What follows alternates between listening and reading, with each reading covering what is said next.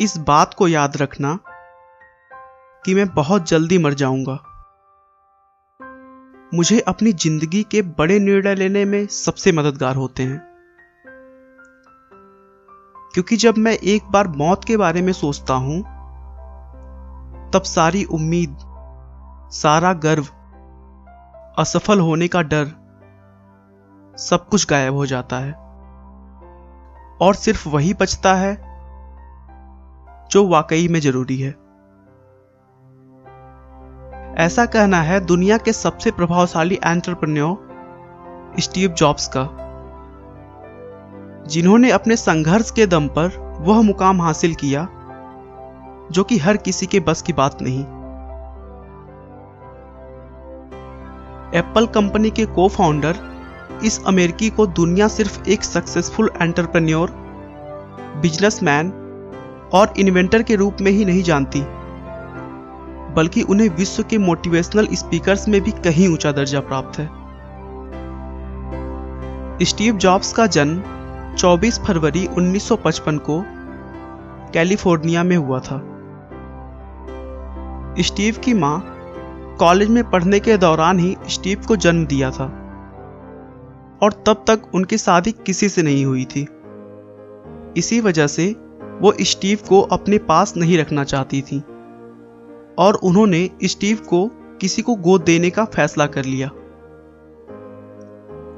Steve jobs को California में रहने वाले पॉल और कार्ला जॉब्स ने गोद लिया। पॉल और कार्ला मिडिल क्लास फैमिली से थे और उनके पास ज्यादा पैसे नहीं हुआ करते थे। फिर भी वो स्टीव की हर जरूरतों को पूरा करते थे और उन्हें सबसे अच्छे और महंगे स्कूल में पढ़ाया। स्टीव की प्रारंभिक शिक्षा मोंटा लोमा स्कूल में हुई और सन 1972 में अपनी कॉलेज की पढ़ाई के लिए ऑरेगन के रीड कॉलेज में एडमिशन ले लिया, जो कि वहां की सबसे महंगी कॉलेज थी, जिसकी वजह से उनके माता पिता हर प्रयासों के बाद भी उनकी फी नहीं भर पाते थे। स्टीव को भी अपने परिवार वालों को प्रॉब्लम में देखकर रहा नहीं गया। उन्होंने फी भरने के लिए वीकेंड्स में कोल्ड ड्रिंक के बॉटल्स बेचना स्टार्ट कर दिया और पैसे की कमी के कारण पास की मंदिर में जाकर वहां मिलने वाले मुफ्त खाना खाने लगे। अपने होटल का किराया बचाने के लिए अपने दोस्त के कमरों में जमीन पर ही सो जाया करते थे। इतना कुछ करने के बावजूद पूरी फी नहीं जुट पाती थी और अपने माता पिता को कड़ी मेहनत करता देख उनसे रहा नहीं गया और उन्होंने कॉलेज छोड़ दी। उसके बाद उन्होंने अपना पूरा समय अपने पहले से सोचे हुए बिजनेस पर लगाने लगे। स्टीव ने अपने स्कूल के दोस्त वोजनियाक के साथ मिलकर अपने पिता के छोटे से गैराज में ऑपरेटिंग सिस्टम मैकिन्टोश तैयार किया और इस ऑपरेटिंग सिस्टम सॉफ्टवेयर को बेचने के लिए एप्पल नाम के कंप्यूटर का निर्माण करना चाहते थे, लेकिन पैसों की कमी के कारण वह ऐसा नहीं कर पा रहे थे। उनकी यह समस्या उनके एक मित्र माइक मर्कुल्ला ने दूर कर दी और उसके बाद सन 1976 में मात्र 20 वर्ष की उम्र में उन्होंने एप्पल कंपनी की शुरुआत की। स्टीव और उनके मित्रों की कड़ी मेहनत से देखते ही देखते कुछ सालों में एप्पल कंपनी एक छोटे से गैराज से बढ़कर $2 अरब और 4000 कर्मचारियों वाली कंपनी बन चुकी थी। लेकिन स्टीव की यह उपलब्धि ज्यादा देर तक नहीं रही। उनके पार्टनर्स द्वारा उनको नापसंद किए जाने और आपस में कही सुनी होने के कारण एप्पल कंपनी की लोकप्रियता कम होने लगी और धीरे धीरे कंपनी कर्ज में डूब गई,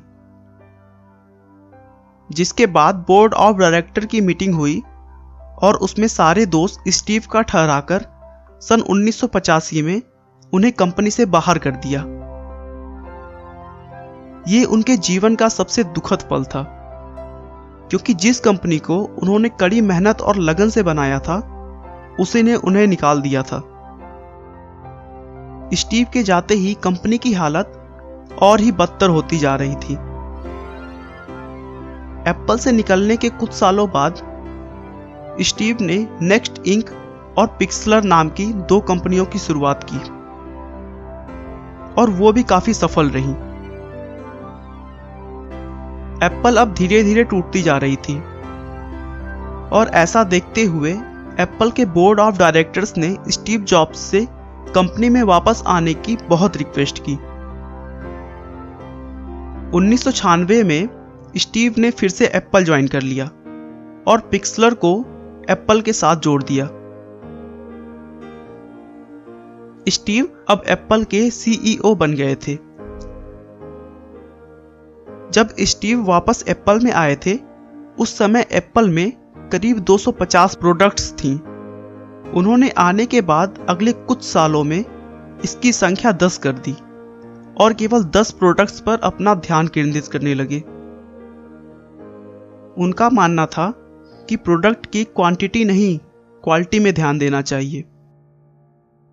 सन 1998 में उन्होंने iMac को बाजार में लॉन्च किया, जो काफी लोकप्रिय हुआ, और उसके बाद एप्पल ने कभी भी पीछे मुड़कर नहीं देखा, और फिर iPad और iPhone भी लॉन्च किए।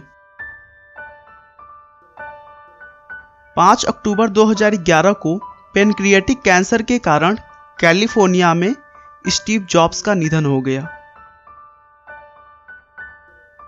लेकिन आज भी उनकी लोकप्रियता पहले की तरह ही बरकरार है। स्टीव का कहना है कि जो लोग इस बात को पागलों की तरह सोचते हैं कि वो दुनिया बदल सकते हैं, सच में वह दुनिया को बदलते हैं। आपका बहुमूल्य समय देने के लिए बहुत बहुत धन्यवाद। इस वीडियो को लाइक करके आप हमारा मनोबल बढ़ा सकते हैं। मैं हर रोज एक नई इंस्पिरेशनल और मोटिवेशनल वीडियो के साथ आता हूं। दोस्तों, अगर आप हमारे वीडियो को मिस नहीं करना चाहते तो कृपया चैनल को सब्सक्राइब कर लें। आपको यह कहानी कैसी लगी हमें कमेंट करके जरूर बताएं। धन्यवाद।